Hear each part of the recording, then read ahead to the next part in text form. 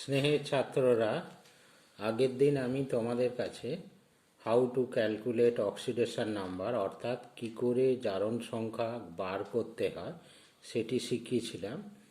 আজকে আমি জারণ সংখ্যার ব্যবহার শেখাবো, that is application of oxidation number, অর্থাৎ জারণ সংখ্যা জানলে আমাদের কী লাভ হবে।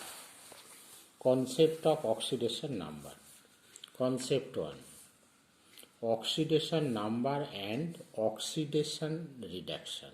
অর্থাৎ আমরা যদি কোনো রিয়াকশানে জারণ সংখ্যা বা অক্সিডেশন নাম্বার জানতে পারি, তাহলে সেই রিয়াকশানটার কোথায় অক্সিডেশন বা কোথায় রিডাকশান ঘটছে সেটা কিন্তু আমরা বলে দিতে পারব।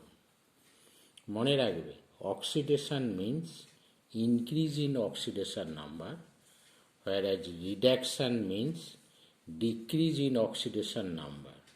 অর্থাৎ কোনো কেমিক্যাল রিয়াকশানে যদি কোনো পদার্থের জারণ সংখ্যা বিক্রিয়ার আগে যা ছিল তার থেকে যদি বাড়ে, তাহলে পদার্থটি জারিত হয়েছে বলা যায়, এবং উল্টো দিকে যদি জারণ সংখ্যা কমে তাহলে পদার্থটি বিজারিত হয়েছে বলা যায়।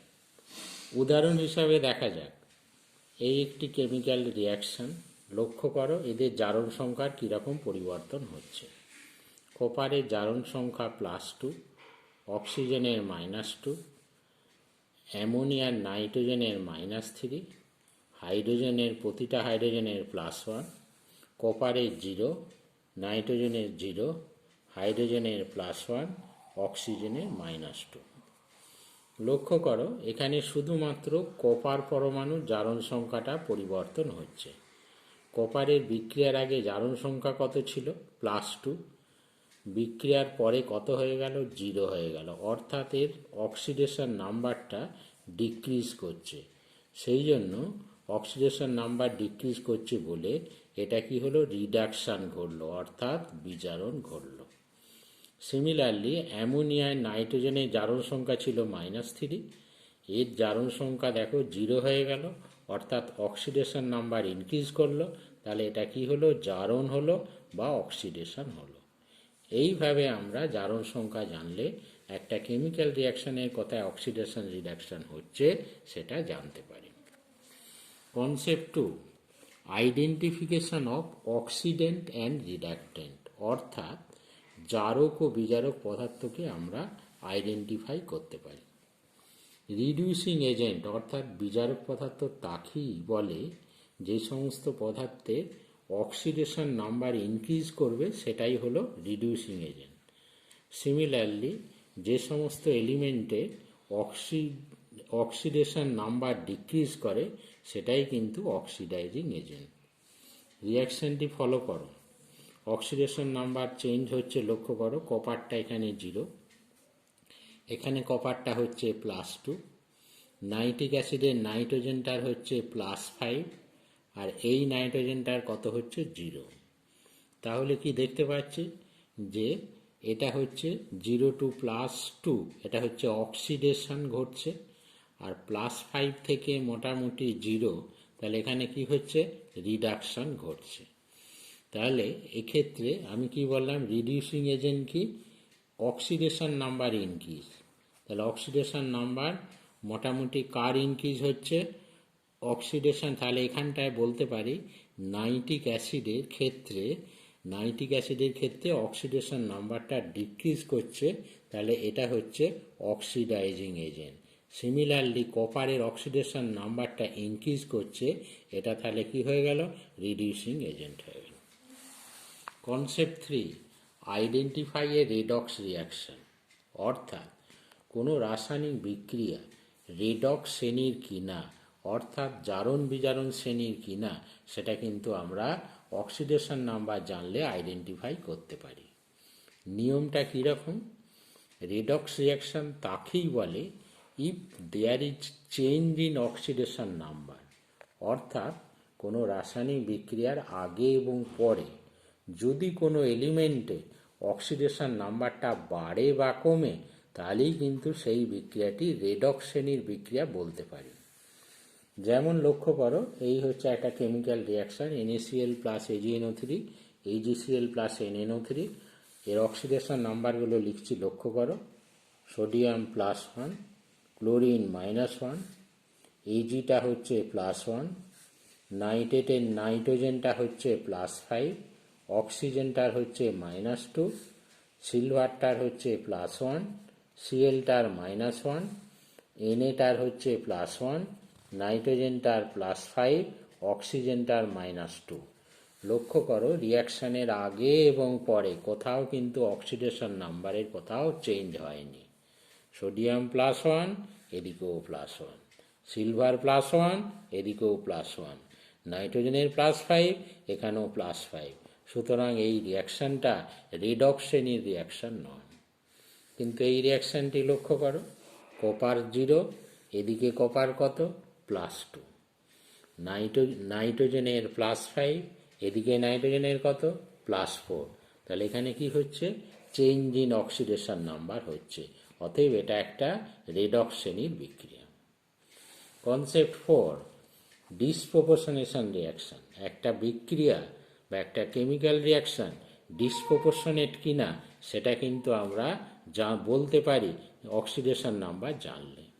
কীরকম জিনিসটা, ডিসপ্রপোর্শনেশন রিয়াকশানে কোনো মলিকুল বা আয়নের কিছু অংশ সাম পার্ট অক্সিডাইজ সাম পার্ট রিডিউসড হয়। অর্থাৎ মলিকুলটা কিছু অণু জারিত এবং কিছু অণু যদি বিজারিত হয় তাহলে সেই ধরনের রাসায়নিক বিক্রিয়াকে আমরা ডিসপ্রপোর্শনেশন রিয়াকশন বলি। এখানে একটা উদাহরণ লক্ষ্য করো, 2H2 সমান 2H2O প্লাস O2। অক্সিজেনের জারণ সংখ্যা H2O2-তে -1, এখানে জলে অক্সিজেনের জারণ সংখ্যা হচ্ছে -2, আর এখানে অক্সিজেনের জারণ সংখ্যা 0। তাহলে H2O2-র যে দুটো মলিকুল আছে তার একটা মলিকুলের ক্ষেত্রে অক্সিডেশন নাম্বার লক্ষ্য করো ডিক্রিজ করছে, আর একটা মলিকুলের অক্সিডেশন নাম্বার কি হচ্ছে, ইনক্রিজ করছে। তাহলে এই ধরনের রিয়াকশানকে আমরা কি বলবো, ডিসপ্রপোর্শনেশন রিয়াকশান। হয়েছে? আচ্ছা, এখানে দেখো একটি জারণ সংখ্যা পরিবর্তিত হয়ে দুটি জারণ সংখ্যায় পরিণত হচ্ছে এবং এই জারণ সংখ্যাটা এই দুটো জারণ সংখ্যার ইন্টারমিডিয়েট অর্থাৎ মাঝামাঝি জারণ স্তরে আছে। সিমিলারলি এই বিক্রিয়াটিও লক্ষ্য করো, এখানে ক্লোরিনের জারণ সংখ্যা 0, এখানে ক্লোরিনের জারণ সংখ্যা -1, আর এখানে ক্লোরিনের জারণ সংখ্যা +1। তাহলে ক্লোরিনের একটা ক্লোরিন পরমাণুর জারণ সংখ্যা হ্রাস পেয়ে -1 হলো, আর একটা ক্লোরিনের জারণ সংখ্যা বৃদ্ধি পেয়ে +1 হলো। তাহলে এই বিক্রিয়াকে আমরা কি বলবো, ডিসপ্রপোর্শনেশন রিয়াকশন বলে। সিমিলারলি কনসেপ্ট 5, একটি রাসায়নিক বিক্রিয়া কম প্রপোর্শনেশন কিনা সেটাও কিন্তু আমরা বলে দিতে পারি। কীরকম, লক্ষ্য করো, 2H2S প্লাস SO2 সমান 3S প্লাস 2H2। 2H2S এ সালফারের জারণ সংখ্যা -2, আর এখানে সালফারের জারণ সংখ্যা +4, আর এখানে সালফারের জারণ সংখ্যা 0। অর্থাৎ একটা কি হচ্ছে, -2 থেকে 0 হচ্ছে অর্থাৎ বৃদ্ধি পাচ্ছে, আর একটা +4 থেকে 0 হচ্ছে অর্থাৎ হ্রাস পাচ্ছে। অর্থাৎ দুটি জারণ সংখ্যা যদি একটি জারণ সংখ্যায় বা অক্সিডেশন নাম্বারে কনভার্টেড হয়ে যায় তাহলে সেই ধরনের রিয়াকশানকে আমরা কি বলবো, কম প্রপোর্শনেশন রিয়াকশান বলে। আরেকটির উদাহরণ লক্ষ্য করো, এটাও একটা ইম্পর্টেন্ট রিয়াকশান। এখানে ব্রোমিনের জারণ সংখ্যা +5 অক্সিডেশন নাম্বার, এখানে KBr-এর অক্সিডেশন নাম্বার -1। দুটি অক্সিডেশন নাম্বার চেঞ্জ করে কি হয়ে যাচ্ছে, 0 হচ্ছে। একটি লক্ষ্য করো +5 থেকে 0 অর্থাৎ ডিক্রিজ করে গেল, আর একটা লক্ষ্য করো -1 থেকে 0 অর্থাৎ ইনক্রিজ করে গেল। দুটি অক্সিডেশন নাম্বার একটি অক্সিডেশন নাম্বারে কনভার্টেড হয়ে গেল। এটা হচ্ছে কম প্রপোর্শনেশন রিয়াকশন। আর concept 6, auto oxidation reduction reaction, এটাও আমরা চিনতে পারি। জিনিসটা কীরকম, একটা মলিকুলের কিছু অংশ অক্সিডেশন হবে, কিছু অংশ যদি রিডাকশন হয় তাহলেই সেটা হচ্ছে অটো অক্সিডেশন রিডাকশন রিয়াকশান। ক্লোরিনের অক্সিডেশন নাম্বার হচ্ছে +5, আর এখানে ক্লোরিনের অক্সিডেশন নাম্বার -1। তাহলে ক্লোরিন কি হয়ে গেল, +5 থেকে -1, অর্থাৎ ডিক্রিজ করলো। সেই জন্য এইটা আমরা কি বলতে পারি, এটা হচ্ছে রিডাকশান ঘটছে। অক্সিজেনের অক্সিডেশন নাম্বার -2, এখানে অক্সিজেনের অক্সিডেশন নাম্বার 0, তাহলে এই ক্ষেত্রে অক্সিডেশন নাম্বারটা কি হলো, ইনক্রিজ করলো। অর্থাৎ পটাশিয়াম ক্লোরেটে সাম পার্ট, কিছু অংশ জারিত কিছু অংশ বিজারিত হলো। এটা হচ্ছে একটা auto oxidation reduction reaction. Similarly এই বিক্রিয়াটাও লক্ষ্য করো, অ্যামোনিয়াম আয়নে নাইট্রোজেনে অক্সিডেশন নাম্বার -3, তাহলে এটা ইনক্রিজ করে কি হচ্ছে না 0-তে কনভার্টেড হয়ে যাচ্ছে। আবার লক্ষ্য করো, নাইট্রেট আয়নে নাইট্রোজেনের অক্সিডেশন নাম্বার +5, আবার এটাও ডিক্রিজ করে কোথায় হচ্ছে না 0-তে হয়ে যাচ্ছে। অর্থাৎ একটা মলিকুলের সাম পার্ট, কিছু অংশ জারিত কিছু অংশ যদি বিজারিত হয়, সেগুলোকে আমরা কি বলবো, অটো অক্সিডেশন রিডাকশন রিয়াকশন বলা হয়।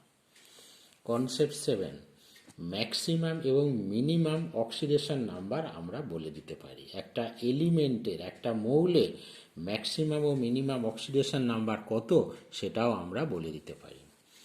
ম্যাক্সিমাম অক্সিডেশন নাম্বার কি করে জানবো, number of valence electron present in it's atom, অর্থাৎ ভ্যালেন্স শেলে ম্যাক্সিমাম কতগুলি ইলেকট্রন আছে, ওটাই হচ্ছে তার ম্যাক্সিমাম অক্সিডেশন নাম্বার।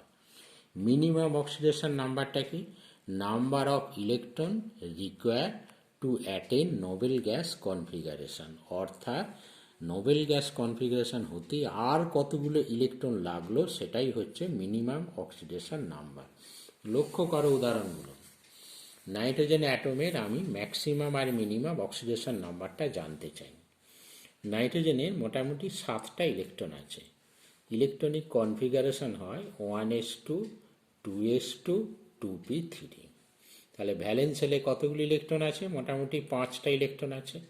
সেই জন্য ম্যাক্সিমাম কত হবে, ভ্যালেন্স শেলে ইলেকট্রনটাই, অতএব 5। ম্যাক্সিমাম যেহেতু, তার আগে একটা প্লাস বসিয়ে দাও, তাহলে ম্যাক্সিমাম, নাইট্রোজেনের ম্যাক্সিমাম অক্সিডেশন নাম্বার +5। মিনিমামটা লক্ষ্য করো, আছে ভ্যালেন্স শেলে 5টা, 8টা করতে আর কতগুলো লাগবে, আরও ডেফিসিয়েট আছে মোটামুটি, তাহলে 8 - 5 = 3টে।